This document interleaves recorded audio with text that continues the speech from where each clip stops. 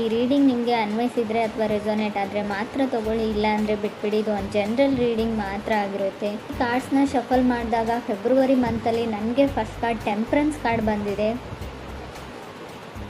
Temperance card ಬಂದಿರೋದ್ರಿಂದ so ನೀವು ಏನೋ ಟ್ರೈ ಮಾಡ್ತಾ ಇದ್ದೀರಾ, ಸೊ ಯಾರನ್ನಾದ್ರೂ ಕೇರ್ ಮಾಡ್ತಾ ಇದ್ದೀರಾ ಅಥವಾ ನಿಮ್ಮನ್ನು ಯಾರಾದರೂ ಲವ್ ಆ್ಯಂಡ್ ಟೇಕ್ ಕೇರ್ ಮಾಡ್ತಾ ಇದ್ದಾರೆ. ಸೊ ಸೆಂಟರ್ ಇದ್ದೀರಾ, ಗ್ರೌಂಡೆಡ್ ಇದ್ದೀರಾ ಅಂತ ಹೇಳ್ಬೋದು ಸದ್ಯಕ್ಕೆ. ಬಟ್ ಬಿಗ್ಗರ್ ಆ್ಯಂಡ್ ಬ್ರೈಟರ್ ಫ್ಯೂಚರ್ನ ಕೂಡ ಇಂಡಿಕೇಟ್ ಮಾಡುತ್ತೆ temperance card. Very caring energy. ನಿಮ್ಮ ಸುತ್ತಮುತ್ತಲ ಇರೋರೆಲ್ಲರೂ ನಿಮ್ಗೆ ತುಂಬ ಕೇರ್ ಮಾಡ್ತಾ ಇದ್ದಾರೆ, ಅಥವಾ ನಿಮ್ಮ ಮನೇನ ಡೆಕೋರೇಟ್ ಮಾಡ್ತಾ ಇದ್ದೀರಾ, ಅಥವಾ ನೀವು ಕನೆಕ್ಟ್ ಆಗಿರೋ ವ್ಯಕ್ತಿ ನಿಮ್ಮನ್ನು ತುಂಬ ಕೇರ್ ಮಾಡ್ತಾ ಇದ್ದಾರೆ, ಅಥವಾ ನೀವು ಕೇರ್ ಮಾಡ್ತಾ ಇದ್ದೀರಾ. ಸೊ ತುಂಬ ಡ್ರೀಮ್ಸ್ ಇದೆ, ತುಂಬ ಕನಸುಗಳನ್ನ ಕಟ್ಕೊಳ್ತಾ ಇದ್ದೀರಾ. ನೀವು ಮೀನ ಅಥವಾ ಕಟಕ್ ರಾಶಿಯವ್ರ ಜೊತೆ ಕನೆಕ್ಟ್ ಆಗಿರ್ಬೋದು. ಟೆಂಪ್ರೆನ್ಸ್ ಕಾರ್ಡ್ ಬಂದಿರೋದ್ರಿಂದ ಹೇಳೋದಾದರೆ ಮೀನ ಅಥವಾ ಕಟಕ್ ರಾಶಿ, ನೀವು ಯಾವುದೇ ರಾಶಿಯವ್ರ ಜೊತೆ ಕೂಡ ನಾರ್ಮಲಿ ಕನೆಕ್ಟ್ ಆಗಿರಬಹುದು. ಸೆಕೆಂಡ್ ಕಾರ್ಡ್ ನನಗೆ ಏಸ್ ಆಫ್ ಕಪ್ಸ್ ಬಂದಿದೆ. ಏಸ್ ಆಫ್ ಕಪ್ಸ್ ಬಂದಿರೋದ್ರಿಂದ ಡೂ ಓವರ್ ಅಗೇನ್ ಅಂತ ಹೇಳುತ್ತೆ. ಮಾಡಿರೋ ಕೆಲಸನೇ ಮತ್ತೆ ಮಾಡಬೇಕಾಗುತ್ತೆ, ಅದು ಯಾವುದೇ ವಿಷಯದಲ್ಲಿ ಆಗಿರ್ಬೋದು. ಸೊ ಫೀಲ್ ಗುಡ್ ಎನರ್ಜಿ ಇದೆ ಅಂತ ಹೇಳ್ಬೋದು. ಒಂದು ಸಮೃದ್ಧತೆ ಅಂತ ಕರಿತೀವಿ ನಾವು, ಏನೋ ಒಂದು ನೆಮ್ಮದಿ, ಫೀಲ್ ಗುಡ್ ಎನರ್ಜಿ ನಿಮ್ಮ ಮುಖದಲ್ಲಿದೆಯೋ ಅಥವಾ ನಿಮ್ಮ ಪಾರ್ಟ್ನರ್ ಮುಖದಲ್ಲಿದೆಯೋ. ತುಂಬ ಹೊಸ ವ್ಯಕ್ತಿಗಳ ಪರಿಚಯ ಆಗಿದೆ ಇತ್ತೀಚೆಗೆ, ಹೊಸ ಜಾಗದಲ್ಲಿ ಇರಬಹುದು ನೀವು. ಏಸ್ ಆಫ್ ಕಪ್ಸ್ ಇರೋದ್ರಿಂದ ಏಸಸ್ ಯಾವಾಗಲೂ ನ್ಯೂ ಸ್ಟಾರ್ಟ್ನ ರೀಪ್ರೆಸೆಂಟ್ ಮಾಡುತ್ತೆ. ಸೊ ನಿಮ್ಗೆ ಯಾರಾದರೂ ಲವ್ಡ್ ಒನ್ಸ್, ನಿಮ್ಗೆ ಇಷ್ಟ ಆಗಿರೋ ವ್ಯಕ್ತಿ ಸೊ ಮೆಸೇಜ್ ಮಾಡ್ಬೋದು, ನೀವು ಯಾರಿಗಾದ್ರೂ ಮೆಸೇಜ್ ಮಾಡ್ಬೋದು. ಕಮ್ಯುನಿಕೇಷನ್ ಇದೆ ಅಂತ ಸೆಕೆಂಡ್ ಕಾರ್ಡ್ ಹೇಳುತ್ತೆ. ತುಂಬ ಲವೇಬಲ್ ಮೆಸೇಜಸ್ ಪಾಸ್ ಆಗ್ತಾ ಇದೆ ಅಂತ ಕೂಡ ಹೇಳ್ಬೋದು. ಥರ್ಡ್ ಕಾರ್ಡ್ ನನಗೆ ಟೂ ಆಫ್ ಸಾರ್ಡ್ಸ್ ಬಂದಿದೆ. ಸೊ ಯಾರೋ trying to become a patience ಅಂತ ಟ್ರೈ ಮಾಡ್ತಾ ಇದ್ದಾರೆ. ಸೊ ಹೇಗೆ ತಾಳ್ಮೆಯಿಂದ ನಡ್ಕೊಳ್ಬೇಕು ಅಂತ ಕಲಿತಾ ಇದ್ದಾರೆ. ಸೊ ಕಂಟ್ರೋಲಿಂಗ್ ಎನರ್ಜಿ ಇದೆ ಅಂತ ಹೇಳ್ಬೋದು. ನೀವು ಅಥವಾ ನೀವು ಕನೆಕ್ಟ್ ಆಗಿರೋ ವ್ಯಕ್ತಿ, ಅದರ್ ಪರ್ಸನ್ ಕೂಡ ಇದಾಗಿರ್ಬೋದು. ಮುಂಚೆ ಎಲ್ಲದಕ್ಕೂ ಸಿಟ್ಟು ಮಾಡ್ಕೊಳ್ತಿರೋ ವ್ಯಕ್ತಿ, ಕೋಪ ಮಾಡ್ಕೊಳ್ತಿರೋ ವ್ಯಕ್ತಿ ನಿಮ್ಮ ಜೊತೆ ಕನೆಕ್ಟ್ ಆದಮೇಲೆ ಸ್ವಲ್ಪ ತಾಳ್ಮೆನ ಕಲಿತಾ ಇದ್ದಾರೆ, ಸ್ವಲ್ಪ ಕಾಮ್ ಆಗಿರೋದಕ್ಕೆ ಟ್ರೈ ಮಾಡ್ತಾ ಇದ್ದಾರೆ ಅಂತ ಹೇಳ್ಬೋದು. ಫೋರ್ತ್ ಕಾರ್ಡ್ ನನಗೆ ಫೋರ್ ಆಫ್ ಸಾರ್ಡ್ಸ್ ಬಂದಿದೆ. ಯಾರಿಗೂ ಭಯ ಇದೆ, ಫಿಯರ್ ಇದೆ, ಸ್ವಲ್ಪ ಭಯ ಆಗುತ್ತೆ. ಓವರ್ ಥಿಂಕಿಂಗು, ಪದೇ ನಡೆದೋಗಿರೋ ಘಟನೆ ಬಗ್ಗೆ ತುಂಬ ಅತಿಯಾಗಿ ಯೋಚನೆ ಮಾಡ್ತಾರೆ ಅಂತ ಹೇಳ್ಬೋದು. ಈ ಥರ ಕ್ಯಾರೆಕ್ಟರ್ ನಿಮ್ಮದಿದೆಯೋ ಅಥವಾ ಅದರ್ ಪರ್ಸನ್ಸ್ ಇದೆಯೋ. ಬಟ್ ಏಟ್ ಆಫ್ ಸಾರ್ಟ್ಸ್ ಕೆಲವೊಮ್ಮೆ ಚೇಂಜ್ ಆಗಿರೋ ವ್ಯಕ್ತಿನ ರೀಪ್ರೆಸೆಂಟ್ ಮಾಡುತ್ತೆ. ಇತ್ತೀಚೆಗೆ ನೀವು ತುಂಬ ಚೇಂಜ್ ಆಗಿದ್ದೀರೋ ಅಥವಾ ನೀವು ಕನೆಕ್ಟ್ ಆಗಿರೋ ವ್ಯಕ್ತಿ ಚೇಂಜ್ ಆಗಿದ್ದಾರೋ ಅಥವಾ ಕನೆಕ್ಟ್ ಆಗಬೇಕು ಅಂದ್ಕೊಂಡಿರೋ ವ್ಯಕ್ತಿ. ಸೊ ಯಾರೋ ಡೇಟ್ಗೆ ಹೋಗ್ತಾ ಇದ್ದೀರಾ, ನೀವು ನಿಮ್ಮ ಗರ್ಲ್ಫ್ರೆಂಡ್ನ ಡೇಟ್ ಕರೀತಾ ಇದ್ದಾರೆ, ಅವರು ನಿಮ್ಮ ಜೊತೆ ಮೀಟ್ ಆಗ್ತಾ ಇದ್ದಾರೆ. ಸೊ ತುಂಬ ಫ್ರೆಂಡ್ಲಿ ಕ್ಯಾಜುವಲ್ ಕಾನ್ವರ್ಜೇಷನ್ ಇದೆ ಅಂತ ಹೇಳ್ಬೋದು. ಕಮ್ಯುನಿಕೇಷನ್ ಆದರೂ ಕೂಡ ತುಂಬ ಕ್ಯಾಜುವಲ್ ಫ್ರೆಂಡ್ ಥರ ಅವ್ರು ನಿಮ್ಮನ್ನು ಟ್ರೀಟ್ ಮಾಡ್ತಾರೆ, ನೀವು ಅವ್ರನ್ನ ಒಂದು ಗುಡ್ ಫ್ರೆಂಡ್ ಥರ ಟ್ರೀಟ್ ಮಾಡ್ತೀರಾ ಅಂತ ಹೇಳ್ಬೋದು.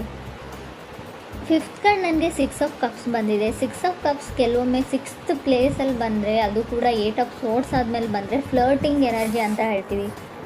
ನೀವು ಯಾರ ಜೊತೆನಾದರೂ ಫ್ಲರ್ಟ್ ಮಾಡ್ತಾ ಇದ್ದೀರೋ ಅಥವಾ ನಿಮ್ಮ ಜೊತೆ ಯಾರಾದರೂ ಫ್ಲರ್ಟ್ ಮಾಡ್ತಾ ಇರ್ಬೋದು. ಕೇರ್ಫುಲ್ಲಾಗಿರಿ.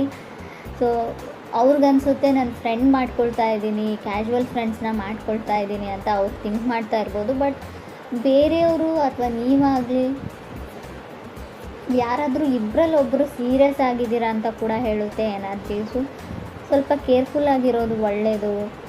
ಸೆವೆಂತ್ ಕಾರ್ಡ್ ನನಗೆ ಫೋರ್ ಆಫ್ ಪೆಂಟಿಕಲ್ಸ್ ಬಂದಿದೆ. ಹೋಲ್ಡಿಂಗ್ ಬ್ಯಾಕ್, ಯಾರೋ ಯಾರಿಂದನೂ ದೂರ ಸರಿತಿದ್ದಾರೆ ಅಂತ ಅಂದ್ಕೊಳ್ಬೋದು. ಡಿಸಿಷನ್ನ ತೊಗೊಳ್ಳೋದ್ರಲ್ಲಿ ಲೇಟ್ ಮಾಡ್ತಾ ಇದ್ದೀರಾ, ನೀವು ಅದರ್ ಪರ್ಸನ್ನು ಆ ವ್ಯಕ್ತಿಯಿಂದ ದೂರ ಆಗ್ತಾ ಇದ್ದೀರಾ, ಸ್ವಲ್ಪ ಕಾಂಟ್ಯಾಕ್ಟ್ನ ಮಿಸ್ ಮಾಡ್ಕೊಳ್ತಾ ಇದ್ದೀರಾ ಅಂತ ಹೇಳ್ಬೋದು.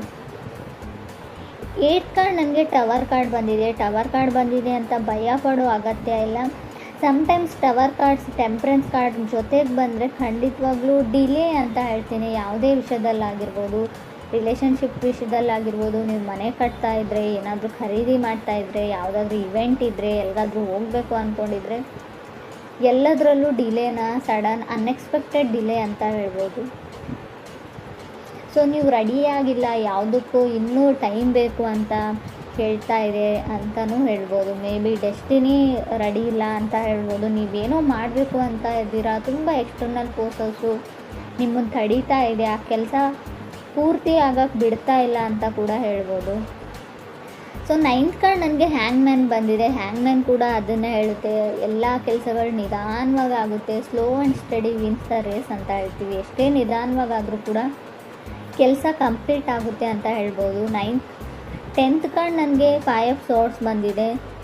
ಹುಷಾರಾಗಿರಿ, ಮೇ ಬಿ ಬ್ರೇಕಪ್ಸ್ನ ಹೇಳ್ತೀನಿ, 5 ಆಫ್ ಸಾರ್ಟ್ಸ್, ಡಿವೋರ್ಸ್ನ ಹೇಳ್ತೀನಿ. ನಿಮಗೆ ಗೊತ್ತಿಲ್ಲದೆ ಇರ್ಬೋದು, ಆಲ್ರೆಡಿ ಡಿವೋರ್ಸ್ ಆಗಿರೋ ವ್ಯಕ್ತಿ ಜೊತೆ ನೀವು ಕನೆಕ್ಟ್ ಆಗ್ತಾ ಇದ್ದೀರಾ ಇತ್ತೀಚೆಗೆ, ಅವ್ರು ಹೇಳದೇ ಇರಬಹುದು ಅಥವಾ ಆಲ್ರೆಡಿ ನಿಮಗೆ ಗೊತ್ತಿರ್ಬೋದು. 5 ಆಫ್ ಸಾರ್ಟ್ಸ್ ಕೆಲವೊಮ್ಮೆ ಮನೆಯಲ್ಲಿ ಡ್ರಾಮಾ ಫೈಟ್ಸ್ನ ರೀಪ್ರೆಸೆಂಟ್ ಮಾಡುತ್ತೆ, ಸಣ್ಣ ಪುಟ್ಟ ಜಗಳನೂ ದೊಡ್ಡದಾಗಿ. ಸೊ ಮೇ ಬಿ ಡಿವೋರ್ಸ್ವರೆಗೂ ಹೋಗಿರ್ಬೋದು. ಹರ್ಮೆಟ್ ಕಾರ್ಡ್ ಕೂಡ ಬಂದಿದೆ. ಸಮ್ಟೈಮ್ಸ್ ಹರ್ಮೆಟ್ ಕಾರ್ಡ್ ಡಿವೋರ್ಸ್ ಆದಮೇಲೆ ಮೇ ಬಿ ಸ್ಯಾಡಲ್ಲಿ, ಸ್ಟ್ರಗಲಲ್ಲಿ ಕೆಲವ್ರು ಇರ್ಬೋದು. ಫೈಟ್ ಫಾರ್ ಲವ್ ಅಂತ ಹೇಳುತ್ತೆ ಹರ್ಮೆಟ್ ಕಾರ್ಡ್. ಟಯರ್ಡ್ ಆಫ್ ಲವ್ ಅಂತ ಹೇಳ್ತೀವಿ. ಫುಲ್ ಆಫ್ ಡೌಟ್ಸ್ ಇದ್ದರೂ ಕೂಡ ಹರ್ಮೆಟ್ ಕಾರ್ಡ್ ಬಂದಿರುತ್ತೆ. ಡೌಟ್ಸ್ ನಿಮಗಿದೆಯೋ ಅಥವಾ ಅದರ್ ಪರ್ಸನ್ಗಿದೆಯೋ. 11th ಹರ್ಮೆಟ್ ಕಾರ್ಡ್ ಇರೋದ್ರಿಂದ ಖಂಡಿತವಾಗ್ಲೂ ನೀವು ಡಿಪ್ರೆಷನ್ ಲೆವೆಲ್ಗೆ ಹೋಗಿರ್ಬೋದು. ಕೆಲವರು ತುಂಬ ಓವರ್ ಥಿಂಕಿಂಗ್, ತುಂಬ ಯೋಚನೆಯಲ್ಲಿ ಕೂಡ ಕೆಲವರು ಇದ್ದೀರಾ ಅಂತ ಕಾರ್ಡ್ ಹೇಳುತ್ತೆ. ಕೆಲವ್ರಿಗೆ ವೆಕೇಷನ್ನ ಅಗತ್ಯ ಇದೆ ಅಂತ ಹೇಳ್ಬೋದು. 2 ಆಫ್ ಸಾರ್ಟ್ಸ್ ಓವರ್ ವರ್ಕ್ನ ಕೂಡ ಸೆಕೆಂಡ್ ಕಾರ್ಡ್ ರೀಪ್ರೆಸೆಂಟ್ ಮಾಡೋದ್ರಿಂದ ಎಲ್ಲಿಗಾದರೂ ಟ್ರಿಪ್ ಹೋಗಿ ಸ್ವಲ್ಪ ಬ್ಯುಸಿಯಾಗಿ ಬೇರೆ ಜಾಗದಲ್ಲಿ ಟೈಮ್ನ ಸ್ಪೆಂಡ್ ಮಾಡಿ ಅಂತ ಹೇಳ್ಬೋದು. ಇನ್ಕಮ್ ಚೆನ್ನಾಗಿದೆ ಅಂತ ಹೇಳ್ತೀನಿ. ಫೈನಾನ್ಷಿಯಲಿ ನನಗೆ ಇನ್ಕಮ್ ತುಂಬ ಚೆನ್ನಾಗಿದೆ ಅಂತ ಕಾಣಿಸ್ತಾ ಇದೆ. ಸೊ ನಿಮ್ಮದೇ ಕೆಲಸ ಮಾಡೋ ಜಾಗದಲ್ಲಿ ನೀವು ತುಂಬ ಬ್ಯುಸಿಯಾಗಿದ್ದೀರಾ, ಓವರ್ ವರ್ಕ್ ಮಾಡ್ತಾಯಿದ್ದೀರಾ, ತುಂಬ ರೆಸ್ಪಾನ್ಸಿಬಿಲಿಟೀಸ್ ಇದೆ, ಬ್ಲಡ್ ಪ್ರೆಷರ್ ಜಾಸ್ತಿ ಆಗ್ತಾ ಇದೆ, ಟೆನ್ಷನ್ ಇದೆ, ಡಿಪ್ರೆಷನ್ ಇದೆ. ಸೊ ಮೇ ಬಿ ಇದು ನೀವು ಕೆಲಸ ಮಾಡೋ ವಿಷಯಕ್ಕೆ ಸಂಬಂಧಪಟ್ಟಿರುತ್ತೆ ಅಂತ ಹೇಳ್ಬೋದು. ವೆಕೇಷನ್ನ ಅಗತ್ಯ ಇದೆ ನಿಮಗೆ, ಸ್ವಲ್ಪ ಟೈಮ್ ತೊಗೊಳ್ಳಿ, ಹೊರಗಡೆ ಎಲ್ಲಾದರೂ ಹೋಗಿ. ಸೊ ಕೆಲವ್ರು ರೆಡಿಯಾಗಿದ್ದೀರಾ, ಕೆಲವ್ರದ್ದು ಮದುವೆ ಕೂಡ ಫಿಕ್ಸ್ ಆಗಿದೆ ಅಂತ ಅಂದ್ಕೊಳ್ತೀನಿ ನಾನು. ಏಸ್ ಆಫ್ ಕಪ್ಸ್ ಇರೋದ್ರಿಂದ ಆಲ್ರೆಡಿ ಮದುವೆ ತುಂಬ ರೀಸೆಂಟಾಗಿ ಮದುವೆ ಆಗಿರ್ಬೋದು. 15 days 1 ಮಂತಲ್ಲಿ ಕೆಲವ್ರು ಮದುವೆ ಇರ್ಬೋದು ಮುಂದೆ, ಅಥವಾ ಆಲ್ರೆಡಿ ಮದುವೆ ಆಗಿರಬಹುದು ಅಂತ ಹೇಳ್ತಾ ಇದೆ. ಮೇ ಬಿ ಇದು 1.5 ಡೇದು ಕೂಡ ನಾನು ಕೌಂಟ್ ಮಾಡ್ತೀನಿ. 2 days ಆಯಿತು, 1 days ಆಯಿತು, ಗೊತ್ತಿಲ್ಲ ನನಗೆ. ನಾನು ರೀಡಿಂಗ್ ನೋಡುವಾಗ ಇದು ನಿಮ್ಗೆ ಅನ್ವಯಿಸುತ್ತೆ ಅಂತ ಅಂದ್ಕೊಳ್ತೀನಿ. ಕೆಲವ್ರು ತುಂಬ ಖುಷಿಯಾಗಿದ್ದೀರಾ, ಕೆಲವರು ತುಂಬ ನರ್ವಸ್, ಫಿಯರ್ ಅಂತ ಆಗಲೇ ಹೇಳಿದೆ ನಾನು. ತುಂಬ ಭಯದಲ್ಲಿದ್ದೀರಾ ಕೆಲವರು. ಭಯ ನಿಮಗಿದೆಯೋ ಅಥವಾ ನಿಮ್ಮ ಪಾರ್ಟ್ನರ್ಗಿದೆಯೋ, ತುಂಬ ನರ್ವಸ್ನೆಸ್ ಇದೆ, ಭಯ ಇದೆ ಅಂತ ಕೂಡ ಕಾರ್ಡ್ಸ್ ಹೇಳ್ತಾ ಇದೆ. ಬಟ್ ಟವರ್ ಕಾರ್ಡ್ ಇರೋದ್ರಿಂದ ಹೆಲ್ತಿನ ವಿಚಾರದಲ್ಲೂ ಕೂಡ ನೀವು ತುಂಬ ಗಮನ ಕೊಡಬೇಕು. ಅನ್ಎಕ್ಸ್ಪೆಕ್ಟೆಡ್ಲಿ ಹೆಲ್ತ್ ಹಾಳಾಗುವಂಥ ಚಾನ್ಸಸ್ ಇದೆ. ಸೊ ಹಾಸ್ಪಿಟ್ಲಿಗೆ ಹೋದ್ಮೇಲೆ ನೀವೇನೋ ಮಾಡೋಕ್ಕೆ ಹೋಗಿ ಏನೋ ಆಗ್ಬೋದು, ಅದು ಸರ್ಜರಿನೋ ಅದು ಇದು ಅಂತ ಹೇಳಿರ್ತಾರೆ. ಬಟ್ ಸಮಥಿಂಗ್ ವೆಂಟ್ ರಾಂಗ್ ಅಂತ ಹೇಳುತ್ತೆ. ಆಲ್ರೆಡಿ ಕೆಲವರಿಗೆ ಅದು ಅನುಭವಕ್ಕೆ ಬಂದಿರ್ಬೋದು ಕುಂಭರಾಶಿಯವರಿಗೆ ಅಂತ ಅನಿಸುತ್ತೆ. ಏನೋ ಸ್ಕಿನ್ ಇನ್ಫೆಕ್ಷನ್ನು, ಕೈಯಲ್ಲಿ ಏನೋ ಇನ್ಫೆಕ್ಷನ್ನು, ಸ್ಕಿನ್ ಎಲ್ಲ ಫರ್ಜಿಂಗ್ ಆಗ್ತಾ ಇದೆ, ಸಿಪ್ಪೆ ಥರ ಬರ್ತಾ ಇದೆ, ಬೆಳಗಳಿಗೆ ಏನೋ ಆಗಿದೆ. ಸೊ ಏನೋ ಸಣ್ಣ ಪುಟ್ಟ ಇನ್ಫೆಕ್ಷನ್ಸ್ ಆಗುವಂಥ ಚಾನ್ಸಸ್ ಕೂಡ ಇದೆ. ನನಗೆ ಗೊತ್ತು ಇದು ಲವ್ ಲೈಫ್ ರೀಡಿಂಗ್, ಆದರೂ ಕೂಡ ಕಾರ್ಡಲ್ಲಿರೋದನ್ನು ನಾನು ಹೇಳ್ತಾ ಇದ್ದೀನಿ. ಮೇ ಬಿ ಕೆಲವ್ರಿಗೆ ಉಪಯೋಗಕ್ಕೆ ಬರುತ್ತೆ ಇದು ಕೂಡ ಅಂತ ಅನಿಸುತ್ತೆ. ಇನ್ನು ಲವ್ ಲೈಫ್ ವಿಚಾರಕ್ಕೆ ಬಂದರೆ ಸ್ವಲ್ಪ ಜಗಳನ ಹೇಳ್ತೀನಿ, ಬ್ರೇಕಪ್ನ ಹೇಳ್ತೀನಿ. ಆಲ್ರೆಡಿ ಮದುವೆ ಆಗಿರೋರಿಗೆ ತುಂಬ ಜಗಳ ಮತ್ತು ಡಿವೋರ್ಸ್ವರೆಗೂ ಹೋಗುವಂಥ ಚಾನ್ಸಸ್ ಇದೆ.